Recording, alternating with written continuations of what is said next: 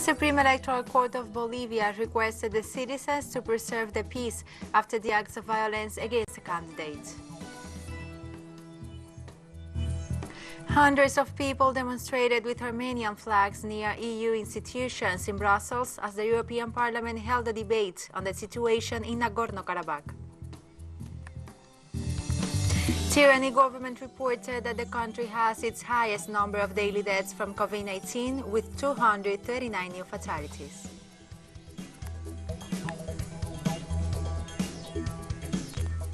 From the headquarters of TeleSUR English in Havana, Cuba, this is From the South. I'm Laura Palmeiro.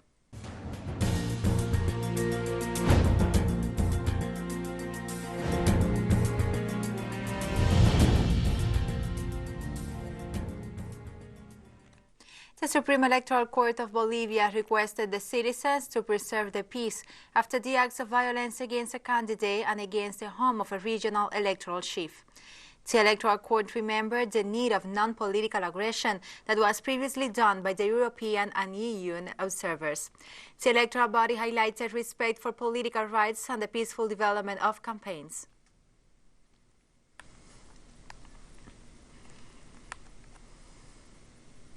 And we continue in Bolivia, where our correspondent Camila Escalante has the details on the current situation in the South American nation ahead of the upcoming October 18th general elections. With two pre-election polls set to drop this week, which may favor the movement towards socialism, violence by far-right shock groups is picking up around the country. Yesterday in Sucre, the civic committees who participated in the November coup set fire outside of the prosecutor's office in order to intimidate and demand the resignation of the Attorney General. While in Santa Cruz, the Departmental Electoral Authority president has been attacked, as well as the mass headquarters in the working class area called Plan 3,000. Janine Áñez's Interior Minister Arturo Murillo is returning this week from a trip to Washington, where he met with the OAS and the White House on the elections and matters of state security, according to himself. Some have suggested that this trip may have involved a weapons purchase for the military, which, if true, would be intended for use on citizens. Presidential candidate of the MAS, Luis Arce, has alerted international organizations about the risks faced in the process of the recovery of democracy. The letter is an appeal to the world to keep eyes on Bolivia on October 18th in view of the intimidation campaign being carried out by the regime. Given the nature of the instability here over the last 11 months, perhaps made worse by COVID, there remains a lot of uncertainty for foreign electoral observers who are still trying to make it here. Brazil registered 819 deaths from COVID-19 in the past 24 hours, raising the death toll to 147,194. According to the Ministry of Health, tests detected over 41,000 new infection cases, bringing the total caseload since the onset of the outbreak to over 4 million. The state of Sao Paulo, the epicenter of the nation's epidemic, is in the process of reopening schools in several cities, such as the capital city of Sao Paulo, after they were suspended in March. Brazil has the world's second highest death toll after the United States and the third largest outbreak in the world.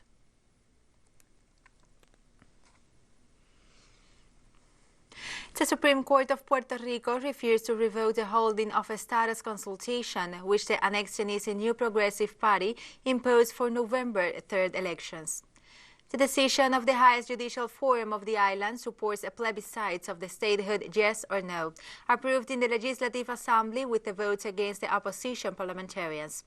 Legislators of the Popular Democratic Party and the Puerto Rican Independence Party understand that the consultation, which has been rejected by the United States Department of Justice, does not lead to a solution to the 122 years of colonial domination of the United States on this Caribbean island of 3.2 million people. According to the opposition, now people only have one option left for those who seek to address Puerto Rico's status with seriousness, inclusion, and with non-territorial options. They are also promoting the vote no on November 3rd.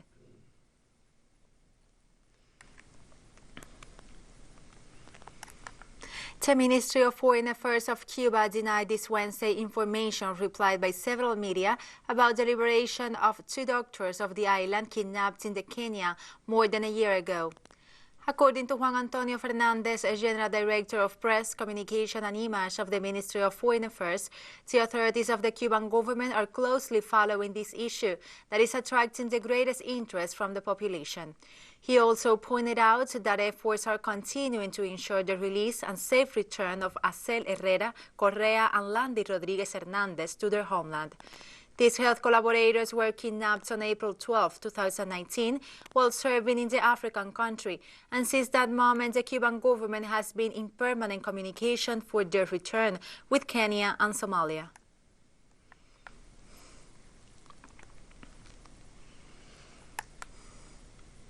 In Colombia, the violation to the sovereignty and the Constitution, as well as disrespect to the division of powers, are the main arguments of more than 20 congressmen to denounce President Iván Duque before the Commission of the Chamber of Deputies. Our correspondent Hernán Tovar has the details. Over 20 congressmen of the opposition filed a complaint before the Accusation Commission of the Chamber of Deputies, so that President Iván Duque would answer for having violated the Constitution and allowing the presence of foreign troops in national territory without the authorization of the Senate. They also demand the resignation of Defense Minister Carlos Holmes Trujillo.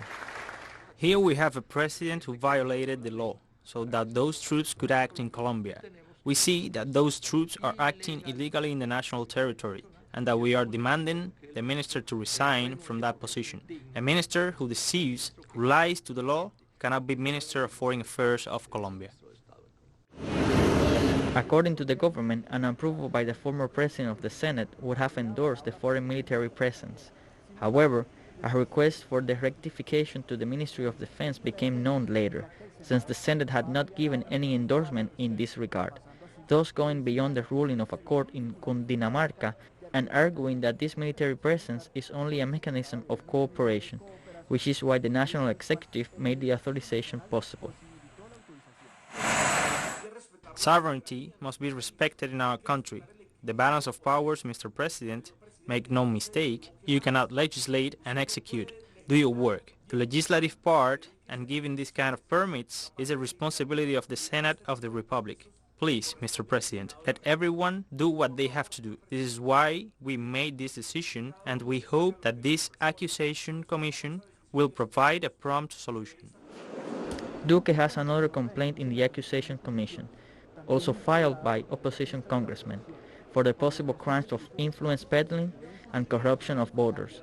This after the declarations of former Congresswoman Aida Merlano for possible buying of votes for her presidency. For many analysts, this institution should disappear because it is highly politicized and ineffective.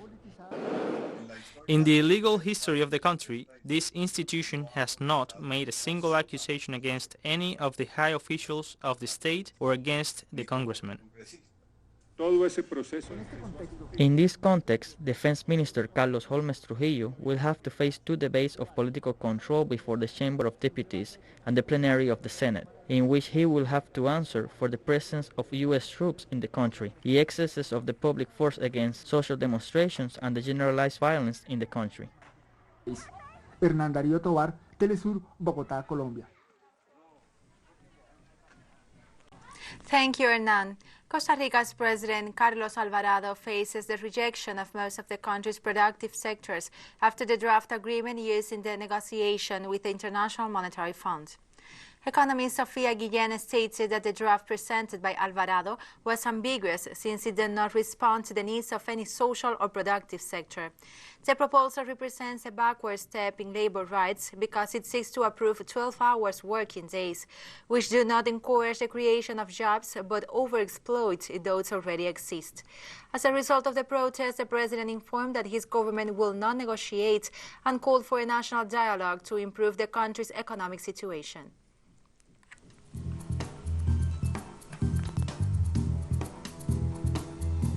And we'll be right back after this, a very short break, so don't go away.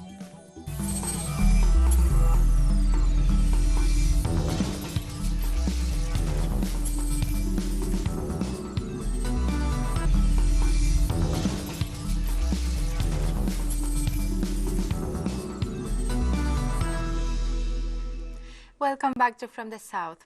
Hundreds of people demonstrated with Armenian flags near EU institutions in Brussels on Wednesday as the European Parliament held the debates on the situation in Nagorno-Karabakh. The intense shelling of the separatist region is taking its toll on the civilian population as fighting between Armenian and Azerbaijani forces showed no signs of abating Wednesday. Clashes between Azerbaijani and Armenian forces in the region since September 27 have killed hundreds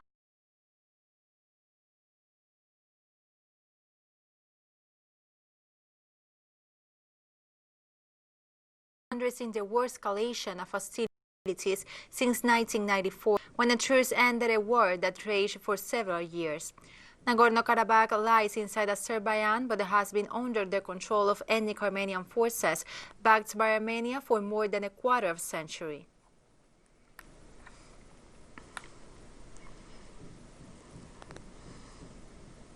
Greece's neo-Nazi party, Golden Dawn, was branded a criminal organization on Wednesday, meaning its leaders now face heavy sentences following one of the most important trials in the country's political history. The judgment came as police and anti-fascist demonstrators clashed outside the courthouse on the slightness of the large protest of some 15,000 people. Golden Dawn founder and leader Nikos Michaliakos and other senior members were found guilty of running a criminal organization. Those convicted on the criminal organization charge face jail sentences of between 5 and 15 years.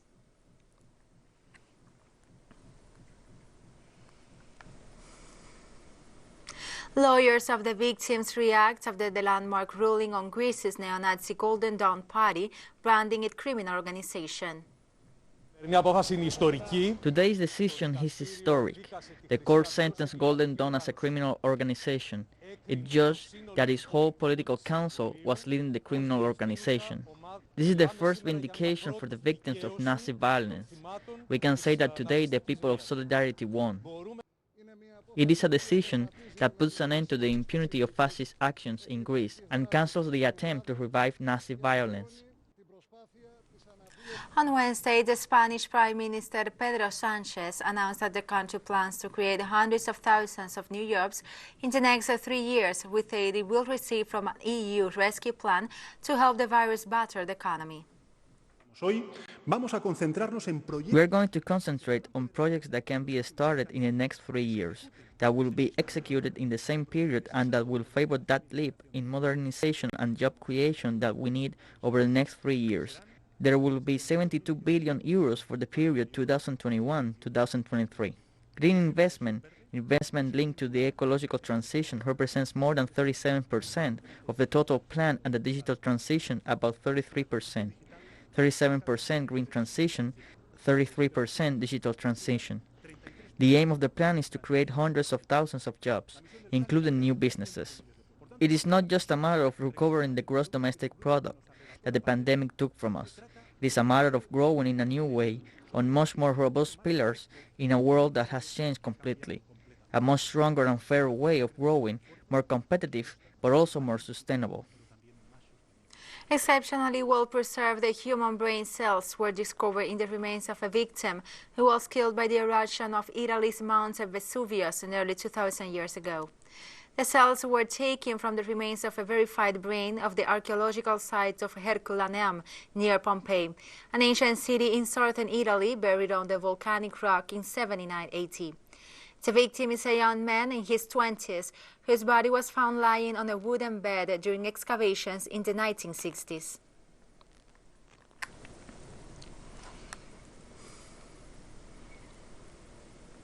The Nobel jury announced on Wednesday that Emmanuel Charpentier in France and Jennifer Doudna of the United States have won the Nobel Chemistry Prize for the development of a method for genome editing. It is the first time a Nobel Science Prize has gone to a woman-only team. The ability to cut the DNA where you want has revolutionized the life sciences. We can now easily edit genomes as desired, something that before was hard or even impossible. Today, CRISPR-Cas9 is a common tool in biochemistry and molecular biology labs. It's also used in plant breeding and for novel treatments of human diseases. The genetic scissors were discovered just 8 years ago. but have already benefited humankind greatly. Only imagination sets the limits for what this chemical tool, that's too small to be visible with our eyes, can be used for in the future. And we have more stories coming up after this final short break, so stay with us.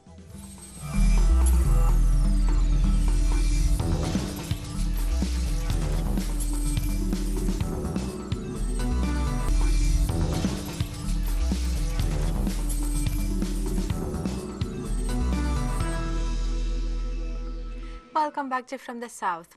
On Wednesday, the Iranian government reported that the country has hit its higher number of daily deaths from the COVID-19, with 239 new fatalities. The latest death toll brought the total number of fatalities to more than 27,000. The health minister's spokesperson said healthcare professionals recorded over 4,000 new confirmed cases, bringing the total number of confirmed cases in Iran to more than 483,000.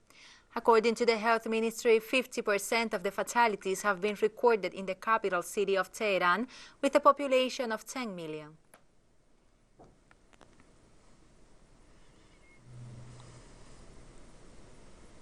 Opposition parties called for an end to the chaos in Kyrgyzstan and set up a new electoral commission as President Sooronbay Jeenbekov accuses opposition forces of an attempt to seize power after protests against a parliamentary vote descended into violence that has left 1 dead and hundreds injured. The results of the vote, which showed parties close to Jeenbekov dominating parliament, have since been cancelled, but the decision made by electoral authorities has failed to calm tensions. Kyrgyzstan's Prime Minister Kubatek Boronov resigned Tuesday after widespread unrest pushed the country's electoral body to cancel the results of the Sunday's parliamentary elections.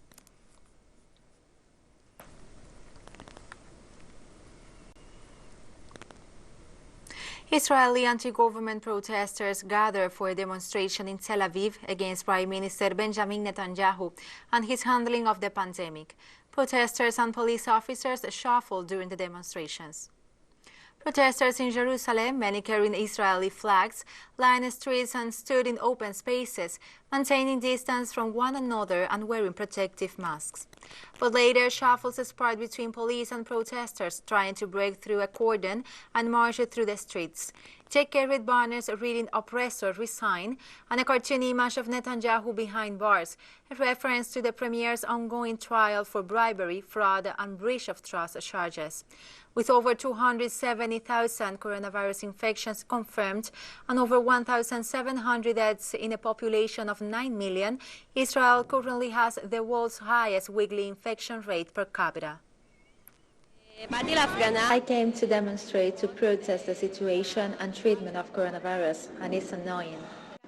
I have no job now. I was a waitress before the coronavirus and they closed all the restaurants. They don't open a bit and close again. I have not had money and job for many months and I am not optimistic about the situation. And it seems to me that it will really bad. I came here with a black flag to demonstrate against the situation we have reached and the fear that there will soon be democracy here and with irrational political decisions. Los Angeles Lakers maintained a remarkable fourth-quarter winning streak as they secured the Game 4 victory over Miami on Tuesday that left them on the brink of a 17th NBA crown. The Lakers took to commanding 3-1 lead in a best-of-7 series after holding off a physical Miami side in a hard-fought contest to close out a 102-96 win in Orlando. For us, that's just the mindset. You know, we got 12 minutes. And if we have the lead, it's our job to outscore the opponent or hold them to less points as us, which is the same exact thing. You know, and because if we win the quarter, we win the game. And that's kind of been our mindset all year long. Yeah, Jimmy's so great. It's hard to even slow him down. But AD did a great job. And, you know, it starts there. But you have to credit our guys' competitive spirit. I mean, they were flying around and just competing at an extremely high level on that end of the floor. We make some crucial mistakes, whether it be on the defensive end or the offensive end, and beat ourselves in the end. But like I always say, they're a really, really, really good team. We got to play damn near perfect to beat them. We didn't do that tonight. And Brazil's star striker Neymar trains with teammates ahead of their first game to enter the selection of countries that will be represented in the 2022 World Cup. The match will against Bolivia on Friday in Sao Paulo. The five-time world champion will then travel to Lima to face Peru. The matches were originally scheduled for March but were postponed because of the COVID-19 pandemic.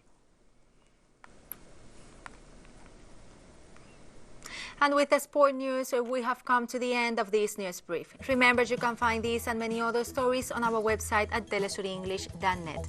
You can also join us on social media, Facebook, Twitter, Instagram, and Telegram. For Telesur English, I'm Laura Palmeiro. Thank you for watching.